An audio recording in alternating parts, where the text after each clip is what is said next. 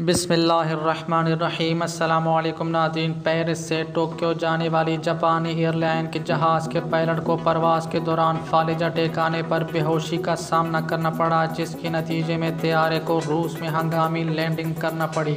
Japan की वजारत transport के मुताबिक जापान की ऑल निप्पन एयरवेज की परवाज़ ड्रीम लाइन्स के जरिए पेरिस से टोक्यो के हैंडा एयरपोर्ट के लिए जा रही थी कि कप्तान को फालिज अटैक के बायस बेहोशी का सामना करना पड़ा।